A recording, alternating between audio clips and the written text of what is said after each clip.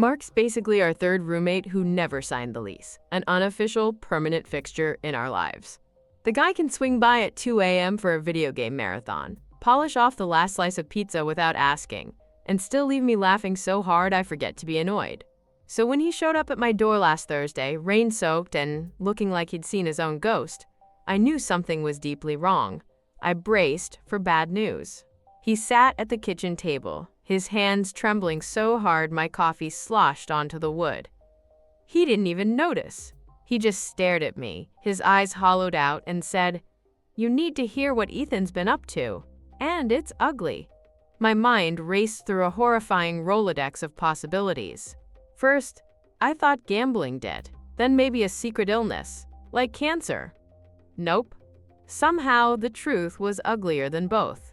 I met Ethan junior year at a campus cafe that perpetually smelled like burnt espresso and dashed dreams. He was the thoughtful philosophy type, quoting Camus while trying, and failing, to pretend he understood Bitcoin. His roommate, Mark, was the charismatic opposite, a guy who could sell sunscreen at midnight during a blizzard. Instantly, we became the three-headed creature of every weekend. Our territory was our shared couch, our ritual was watching bad sci-fi movies, and our sacred law was always sharing the last dumpling. Years flew by in that comfortable haze. Ethan proposed to me in our tiny apartment, surrounded by a fortress of travel guides for a future we were planning. Mark, ever present, captured the moment on my cracked iPhone, his own eyes suspiciously shiny. At the wedding, his best man speech was so heartfelt it made the whole room ugly cry. People would call us a love triangle, but it was never that. We were a tripod, steady, balanced, and what I believed was impossible to knock over. Or so I thought. It started about 6 months ago. Ethan, my husband, who worked for a nonprofit, suddenly had late nights at the office. A nonprofit coder pulling all-nighters is like a librarian moonlighting as a bouncer. It just doesn't compute. When I'd ask what he was working on, he'd just ruffle my hair and say, "New donor portal, babe. It'll calm down soon." The vagueness was a new, uncomfortable texture in our relationship. Around the same time, Mark started bailing on our Sunday ramen and terrible movie ritual, a tradition that had survived college exams and cross-country moves. His texts, once immediate, now took hours, then days to be answered until they became crickets. I chalked it up to the crushing weight of adulting and kept myself busy grading 8th grade essays on metaphors none of us really understood. But the house started to echo, a hollow feeling that persisted even with all the lights on. You ever felt that? The presence of an absence? Back to Thursday. Mark's hoodie dripped rainwater onto my kitchen tile, each drop landing with an unnerving finality. Without a word, he slid his phone across the table like it was a live grenade. The first picture was a punch to the gut. Ethan, my Ethan, kissing a blonde woman outside a sleek downtown bar I'd never heard of. His new anniversary jacket, the one I'd saved for months to buy him, was there in glorious, damning 4K detail. I swiped. The second picture. Same bar, different night. Ethan and the woman walking into the entrance of the boutique hotel next door. My ears started to ring, a high-pitched whine that drowned out the sound of the rain. Mark's voice was flat, devoid of all its usual warmth. "There's more," he said. He showed me an Instagram burner account. 53 followers, 0 posts, but a collection of vanishing stories he'd screen recorded. In one, Ethan clinked margarita glasses with her, a smug grin on his face, under the caption, "To never getting caught." My hands went numb. I couldn't feel the phone in my grasp. Mark reached out a hand to steady me, but I flinched away. I couldn't decide which poison was worse, him cheating, or Mark, our best friend, sitting on the secret for weeks. Surprise! They both hurt. The tears didn't come yet. That would have been too simple. Instead, my brain started short-circuiting, throwing out dumb questions. Photoshop? A long-lost twin? A deepfake?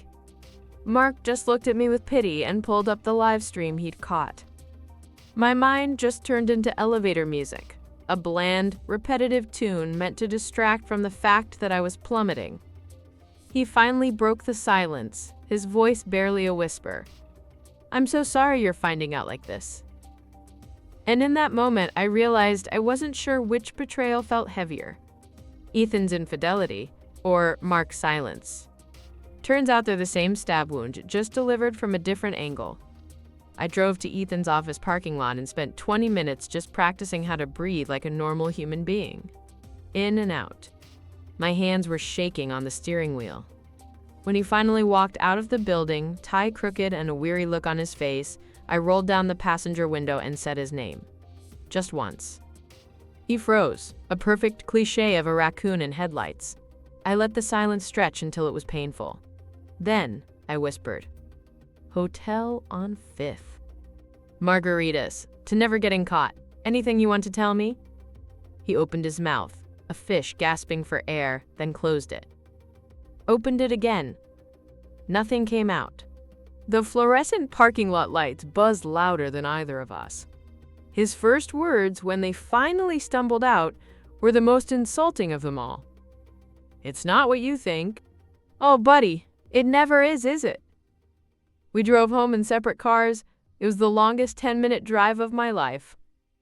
I let Taylor Swift narrate my fury and grief, because apparently I am a living, breathing breakup cliché. Back at the house, the one we had painted together, Ethan hit all the classics from the cheater's playbook. "It meant nothing. You've been so distant lately." And my personal favorite, "We were on a break." In my head, I felt like I was watching a bad movie on Netflix with subtitles in a language I never studied. Then my phone buzzed. It was Mark. "Outside if you need me." It turned out the affair was just the beginning of the rot. Ethan had also borrowed 15 grand from Mark for a crypto sure thing that the blonde influencer had promised would make them rich. The cheating was the side quest. The real boss level was Ethan trying to gamble his way back into the money he'd already vaporized.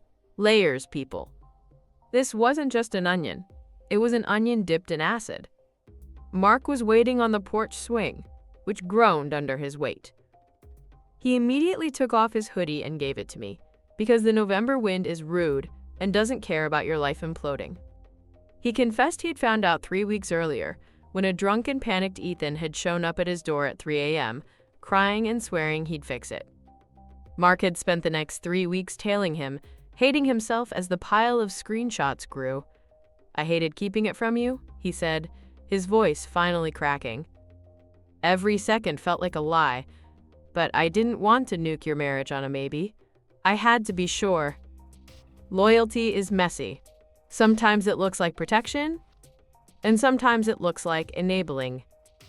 Tonight, it looked like a best friend holding a sobbing woman on a squeaky porch swing, while her entire life rewrote itself in real time."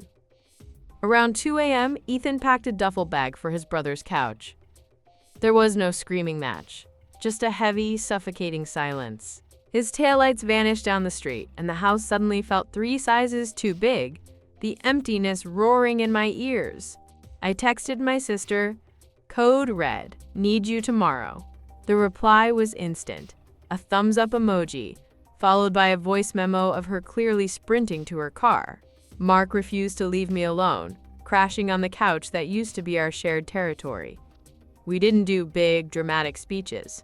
Around 4 a.m., when sleep was a lost cause, I made grilled cheese sandwiches, my mom's cure for everything from a scraped knee to a shattered heart.